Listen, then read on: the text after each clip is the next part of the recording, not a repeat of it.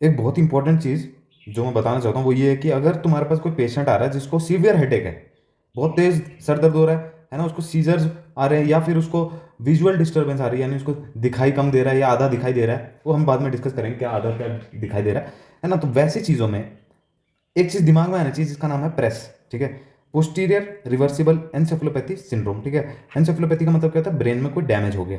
ठीक है, रिवर्सिबल का पता है सबको। पोस्टीरियर का मतलब क्या है कि ब्रेन जो है उसमें पीछे पीछे, यानी यहाँ पे ओसिपिटल लोब के आसपास वहाँ पे कहीं डैमेज हुआ है ना, या फिर वहाँ पे कहीं पैथोलॉजी है जिसकी वजह से ये सब चीज़ें हो रही है। क्या हो रही है, एनसेफलोपैथी हो रही है। क्लियर, आगे बढ़े। होता क्यों है ये, because of increase blood flow to posterior part of brain, यानी बहुत तेज ब्लड वहां पे पहुंच रहा है पोस्टीरियर पार्ट ऑफ ब्रेन में। ठीक है, इसलिए इसको हाइपर परफ्यूजन डिसऑर्डर भी बोला जाता है। Hyper perfusion, got it. Hyper perfusion का मतलब क्या है कि ब्लड बहुत ज्यादा आ रहा है, बहुत ज्यादा आ रहा है ना। अब वो क्यों हो सकता है, ऑब्वियसली हाइपरटेंशन की वजह से हो सकता है ना। किसी को हाइपरटेंशन है तो उसमें ब्लड बहुत तेजी से ब्लड वेसल्स में मार रहा होता है ना, तो उसमें क्या होता है, हाइपरटेंशन की वजह से ये प्रेस हो सकता है। ठीक है, कमिंग टू नेक्स्ट। अब देखो इसकी एमआरआई में कैसे दिखता है, तुम देखो इसमें कहाँ पे इन्वॉल्वमेंट है, पोस्टीरियर। ये देखो यहाँ पे क्या एडिमा जैसा दिख रहा है तुम्हें, यहाँ पे ये देखो, ये देखो, ये देखो क्या है, पोस्टीरियर यहाँ पे डैमेज दिख रहा है ना। अब यहाँ पे क्यों डैमेज हुआ, ये क्वेश्चन बनता है कि यहाँ पे क्यों नहीं हुआ, यहाँ पे क्यों नहीं हुआ, यहाँ पे क्यों नहीं हुआ, यहीं पे क्यों हुआ है, ये क्वेश्चन आ रहा है। ये क्वेश्चन आना ही चाहिए दिमाग में कि पीछे ही क्यों।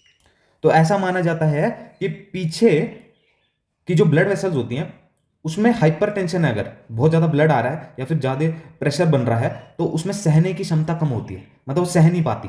समझ रहे हो। अब उसका मैकेनिज्म क्या क्या होता है, वो दो मैकेनिज्म होते हैं। देखो पहला मैं बताता हूँ, पहला एक नॉर्मल रिस्पॉन्स समझो, ये नॉर्मल रिस्पॉन्स है। नॉर्मल रिस्पॉन्स क्या होता है, जब भी बीपी इंक्रीज होता है ब्रेन में, वहां पे वेजो कंस्ट्रिक्शन हो जाती है। जब भी ब्रेन में ब्लड प्रेशर इंक्रीज होता है वहां पे वेजो कंस्ट्रिक्शन हो जाती है। जब वेजो कॉन्स्ट्रिक्ट हो गई ना तो वहां पे ब्लड नहीं पहुंचेगा, तो बीपी ऑब्वियसली वहां पे कम हो जाएगा। ये नॉर्मली होता है, लेकिन यहां पे वेजो कॉन्स्ट्रिक्शन वाला मैकेनिज्म फेल हो जाता है। ठीक है, इन प्रेस नो वेजो कॉन्स्ट्रिक्शन अकर्स। दूसरा ये माना जाता है कि हाई बीपी की वजह से क्या हो सकता है कि जो ब्लड ब्रेन बैरियर है, ठीक है, उसमें क्या होता है, एंडोथेलियल सेल्स होते हैं, तभी वो टाइट जंक्शन, देखो टाइट बना रखा होता है ना, तभी तो ब्लड ब्रेन बैरियर होता है। यहाँ पे ब्रेन है अगर और यहाँ पे ब्लड है तो यहाँ से यहाँ पे इसलिए नहीं पहुंच पाता क्योंकि यहाँ पे एंडोथेलियल का टाइट, ये अगर डिसरप्ट हो गया, खराब हो गया, देखो एंडोथेलियल डैमेज हो गया, तो क्या होगा, टॉक्सिन्स भी ब्लड में रिलीज होने लग जाते हैं जिसकी वजह से वेजोजेनिक एडिमा होता है। ये टर्म याद रखो क्योंकि जो मैंने तुम्हें फिगर बताया था, ये जो व्हाइट व्हाइट था ये क्या चीज थी, ये वेजोजेनिक एडिमा को ही रिप्रेजेंट कर रहा था। व्हाइट व्हाइट क्या था, ये एडिमा था। ठीक है, यानी पानी, फ्लूइड एक्युमुलेशन, एडिमा हो गया। क्लियर, आगे बढ़ते हैं। देखो अब पोस्टीरियर ही क्यों, उसका रीजन मैंने पहले बताया क्योंकि पोस्टीरियर सहने की क्षमता कम होती है। ठीक है, posterior region has less threshold for auto regulation, auto regulate ही नहीं कर पाता वो। जब बीपी इंक्रीज हो रहा है तो वेजो कॉन्स्ट्रिक्ट ही नहीं कर पाता, वेजो कॉन्स्ट्रिक्शन नहीं होगा तो बीपी ज्यादा ही रहेगा, बीपी ज्यादा रहेगा तो वहां पे डैमेज होने ज्यादा खतरा रहेगा, ज्यादा खतरा रहेगा तो वेजोजेनिक एडिमा कर देगा। मूविंग ऑन, ठीक है, इतना समझ आ गया, ये सब कुछ था। अब देखो कॉज क्या क्या हो सकते हैं, एक्लेम्सिया, तुम्हें पता है प्री एक्लेम्सिया क्या होता है, जब ब्लड प्रेशर ज़्यादा होता है ना। एक्लेम्सिया कब होगा, जब तुम्हें मतलब जो सीजर जैसे सिम्टम्स भी दिखने लग जाएं तो एक्लेम्सिया कहते हैं उसे। तो ऑब्वियसली इसमें क्या फैक्टर था, बीपी हाई था। एक्लेम्सिया में एक चीज़ तो होगी होगी कि बीपी हाई होगा, वही तो मैं समझा रहा हूँ तब से कि बीपी हाई होगा तो वो डैमेज करेगा। ठीक है, वो क्या करेगा, वो वेजो कॉन्स्ट्रिक्ट जो नॉर्मल मैकेनिज्म होता है वो काम नहीं करेगा और वहां पे डैमेज होना शुरू होगा, वेजोजेनिक एडिमा होगा। ठीक है, और यहाँ पे एक चीज देखो, यहाँ पे टॉक्सिन इन ब्लड है ना, ये चीज भी ऑटोमेटिकली प्रेस कर सकती है। तो हेल्प सिंड्रोम हो गया या एच हो गया, हिमोलिटिक यूरेमिक सिंड्रोम, इनमें क्या होता है, टॉक्सिन्स बनते हैं जिसकी वजह से क्या हो सकता है कि ऑटोमेटिकली प्रेस जनरेट हो सकता है। कुछ मेडिकेशंस होती हैं जिसकी वजह से प्रेस हो सकता है, जैसे साइक्लोस्पोरिन, टैक्रोलिमस, इनको अवॉइड करना है हमने। ठीक है, क्लियर।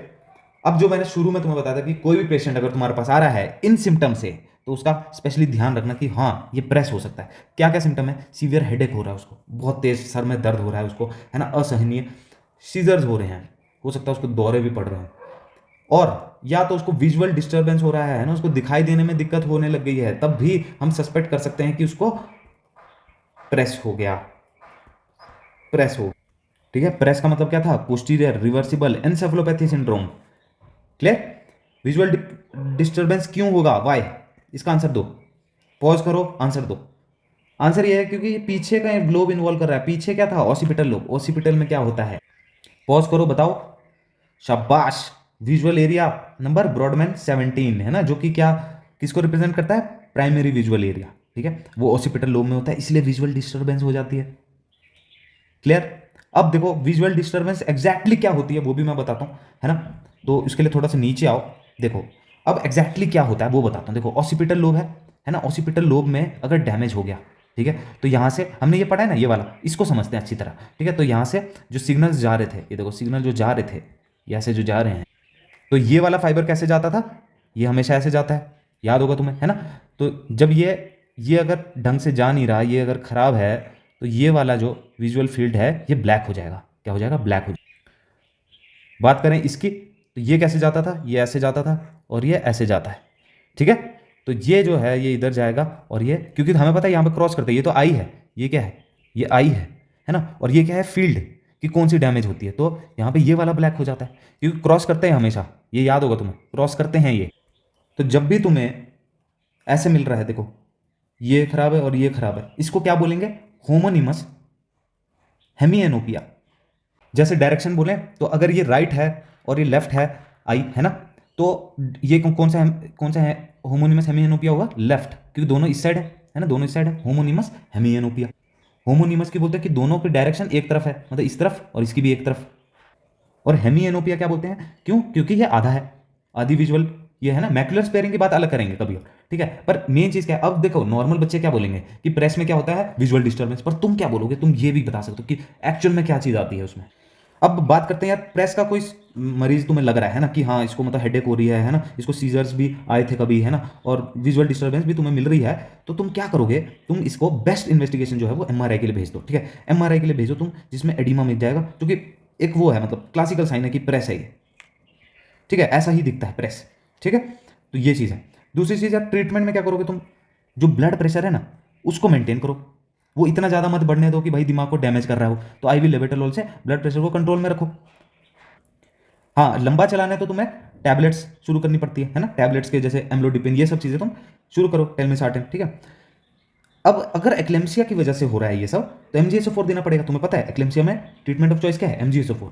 तो तुम पहले ये पता करो कि प्रेस हुआ क्यों है, क्योंकि ज़्यादातर अगर किसी प्रेग्नेंट लेडी में है तो हो सकता है वो एक्लेम्सिया की वजह से हो।